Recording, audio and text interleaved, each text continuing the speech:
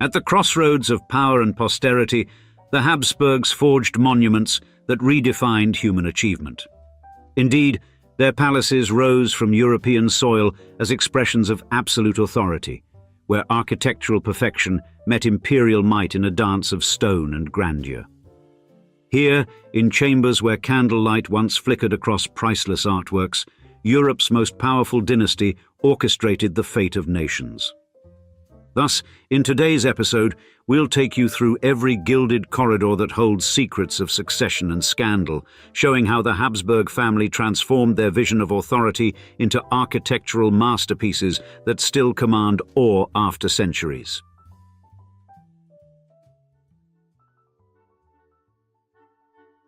First on our list of legendary palaces of the Habsburg family is Schönbrunn Palace, a place that has often been compared to Versailles, and its scale, history and artistic details reflect the cultural prominence of the Habsburg rulers. Situated in Vienna's 13th district, it was once the summer retreat for the imperial family. Construction began in 1696 under Emperor Leopold I, and Johann Bernhard Fischer von Erlach's original design set the stage for a Baroque masterpiece. Later, during Empress Maria Theresa's reign, renovations and expansions shaped the complex into what visitors experience today. These efforts, credited to Fischer von Erlach and Nicolaus Percassi, generated a building that blends opulent interiors with meticulous landscaping. A defining characteristic is its 1,441 rooms, only 40 of which are open to the public. They illustrate the grandeur of both Baroque and Rococo styles, as seen in areas like the Great Gallery, historically used for large receptions. The Millions Room, featuring rare rosewood and Mughal miniatures, and the Vieux Lac Room, with sumptuous red and gold decor, emphasize the luxurious tastes of the imperial family. Another highlight is the Mirror Room, famous for hosting a 6-year-old Mozart's first public performance. Beyond the palace walls, visitors can explore gardens spanning 176 hectares, or 435 acres, laid out in the formal Baroque tradition. The Great Parterre, the largest open section, includes manicured flower beds and geometric patterns that form a striking visual corridor leading to the Neptune Fountain. This fountain's sculptural elements exemplify Baroque artistry. At the top of a gentle rise stands the Gloriette, a grand pavilion offering sweeping views of Vienna.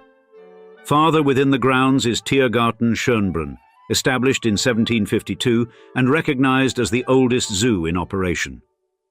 Emperors and empresses frequented this zoological garden, which remains a center for conservation and education. Schönbrunn's historical significance includes its role as the birthplace of Emperor Franz Joseph I in 1830. It was also central in the early life of Marie Antoinette, who grew up here before moving to the French court. Following the collapse of the monarchy in 1918, this palace opened to the public as a museum. Today, its brightly hued exterior, famously called Schönbrunn Yellow or Habsburg Yellow, distinguishes it from many other European palaces. This distinctive paint scheme, applied in the 19th century, replaced sections of the original Rococo facade and became a color strongly associated with imperial authority. In addition to its museum function, Schönbrunn hosts cultural events and concerts. Visitors are free to walk through selected rooms and meander through the extensive gardens, tracing the same paths once reserved for royalty. This palace remains a major landmark for Vienna, drawing millions of guests each year. Its layered architectural history, lavish decorations, and celebrated gardens highlight the Habsburg influence on Europe's artistic and political landscapes. Schönbrunn's enduring allure captures a period when royal patronage and Baroque design flourished, connecting present-day admirers to centuries of imperial tradition.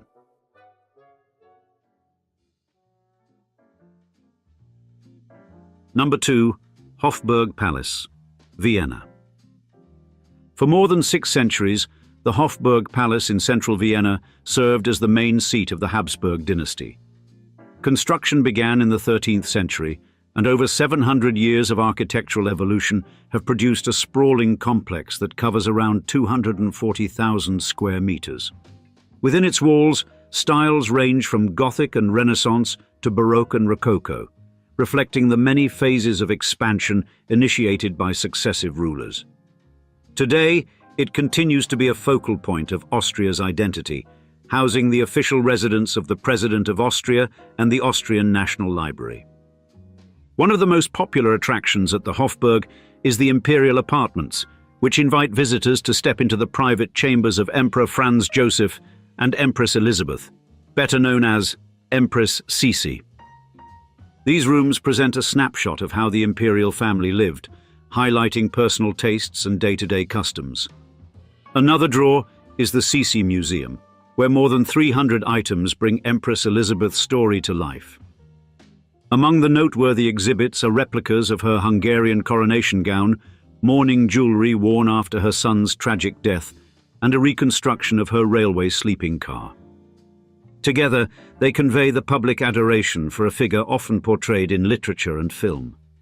The Imperial Treasury is another essential stop. Here, visitors can see the crown jewels of both the Holy Roman Empire and the Austrian Empire, including the imperial crown, orb, and scepter. These objects underscore the scope of Habsburg authority. The collection also features a legendary narwhal tusk, once mistaken for a unicorn horn, and the agate bowl from late antiquity, which was linked to medieval myths about the Holy Grail. This treasury preserves tangible connections to centuries of European history and myth. Adjacent to these regal exhibits is the Spanish riding school, renowned for its Lipizzaner horses and classical dressage performances. The Baroque winter riding school, constructed between 1729 and 1735, stages events that date back to courtly traditions of the 16th century. Both locals and visitors gather to witness the precise maneuvers that define high school horsemanship, underscoring the institution's long-standing dedication to equestrian artistry. Though much of the Hofburg's function has changed, a timeless charm remains. Seasonal highlights like the traditional Christmas market have taken place here since 1935, and the Austrian National Library's historic hall stands out as one of Europe's finest literary spaces. This library's ornate interior preserves volumes that illuminate scientific, artistic, and philosophical strides made during the Habsburg era.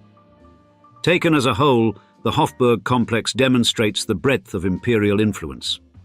Art, ceremony, and governance converged in these corridors, leaving behind a legacy visible in architectural layers and collections of priceless artifacts.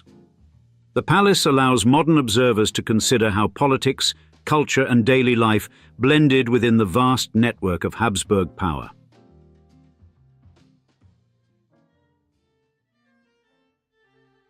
Number 3. Hofburg Innsbruck, Tyrol. Alongside Vienna's imperial landmarks, the Hofburg in Innsbruck stands as one of Austria's foremost historic cultural sites. With origins tracing back to the 15th century, it embodies the grandeur favored by Habsburg rulers, yet its location in the Tyrolean Alps lends it a distinct character. Initial construction is credited to Archduke Sigmund the Rich, who began raising the core structure in late Gothic style. Emperor Maximilian I later contributed his own vision, though the most transformative renovations were conducted under Empress Maria Theresa in the 18th century, introducing Viennese Rococo details that survive to this day. Among the palace's main attractions is the Giant's Hall, recognized as Western Austria's grandest banquet room. Full-length portraits of Maria Theresa, Francis Stephen of Lorraine, and their 16 children line the hall, all created by Martin van Muytens and his workshop. Above, Franz Anton Malbertsch's ceiling frescoes from around 1770 display themes like the union of the Habsburg and Lorraine dynasties. The room accommodates over 170 guests and took its name from earlier Hercules frescoes that once adorned the walls. These visual statements reveal how rulers cultivated an image of prosperity and continuity through art. Another highlight is the Empress Elizabeth apartment, returned to its 18th century appearance with appropriate furnishings. Visitors can see a salon, a study, a dressing room, and several bedrooms, each painted in different hues that reflect the late 19th century aesthetic. This area offers a closer look at daily imperial routines, from personal grooming practices to the design preferences popular during the Habsburg monarchy's twilight years. The palace further houses a Habsburg portrait gallery along its ceremonial staircase, featuring depictions of emperors from Joseph I through Franz Joseph I. These images capture a dynasty's lineage and evolving identity across 2 centuries. The Guard Hall exhibits large-scale battle scenes related to the Ottoman Wars, specifically highlighting Charles V of Lorraine's role. On a similar historical note, the Council Chamber displays major orders such as the Order of St. Stephen, the Order of the Golden Fleece, and the German Order. In a more reflective space, the Hofburg Chapel, erected in 1765 to 1766, occupies the very room where Emperor Francis I died. Its Rococo decorations include a cartouche carrying Maria Theresa's initials, intertwining personal remembrance with religious devotion. Today, the Hofburg in Innsbruck functions as a museum that preserves architectural and cultural heritage. Visitors can walk through rooms still adorned with 18th century furnishings, stand beneath Baroque frescoes, and appreciate the extensive art collections moved here from Vienna. These elements tell a story of a powerful dynasty that shaped Central Europe's political, artistic, and social development. By combining alpine scenery with imperial extravagance, the Hofburg Innsbruck provides an unconventional lens on Habsburg history and the family's lasting impact.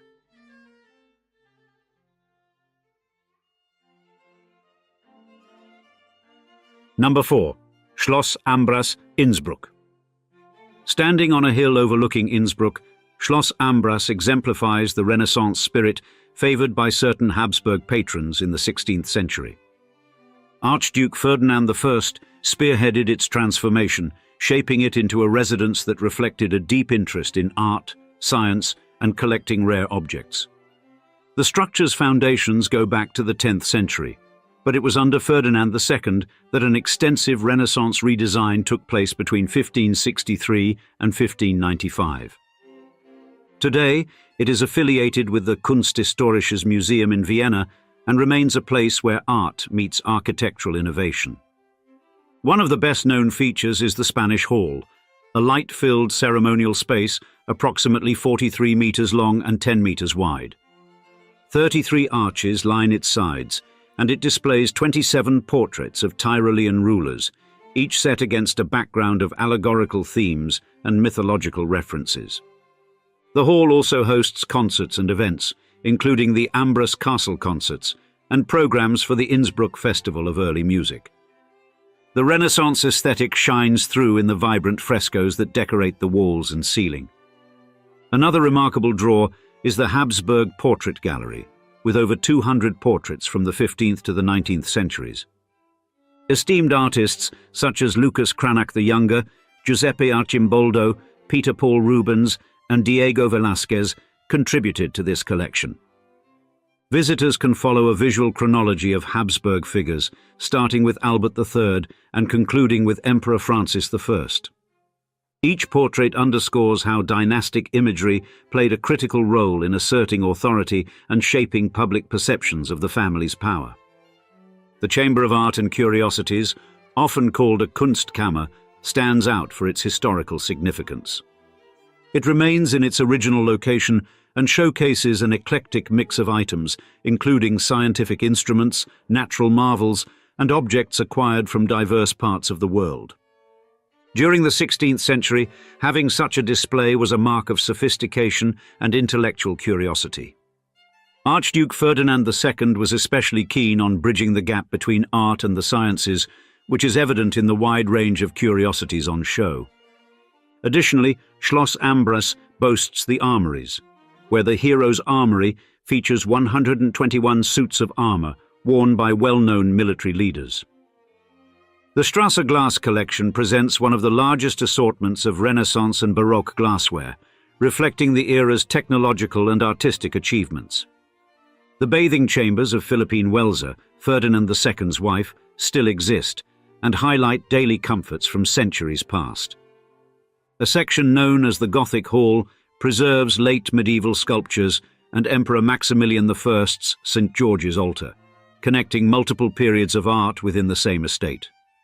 Today, Schloss Ambras appeals to families as well as art enthusiasts with its English-style gardens, duck pond and playground.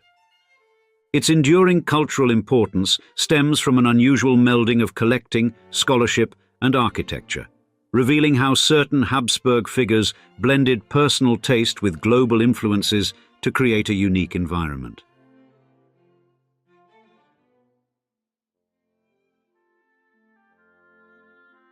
Number 5. El Escorial, Spain. Though it stands outside Austrian borders, El Escorial near Madrid underscores how far-reaching Habsburg authority once was. Commissioned by King Philip II of Spain between 1563 and 1584, it ranks among the most ambitious projects of the Renaissance. The complex covers about 33,000 square meters and incorporates a royal palace, monastery, basilica, library, museum, school, and the Pantheon of Kings. Its original design is said to mirror descriptions of Solomon's temple, and the floor plan forms a gridiron shape that commemorates the martyrdom of St. Lawrence. These architectural details led some observers to call it the eighth wonder of the world. The royal palace section served as the principal residence of Spanish monarchs. Philip II's private apartments there reflect his religious fervor, featuring a window that allowed him to attend mass from bed when gout rendered him immobile. Visitors can also see the Hall of Battles, adorned with frescoes illustrating key Spanish victories.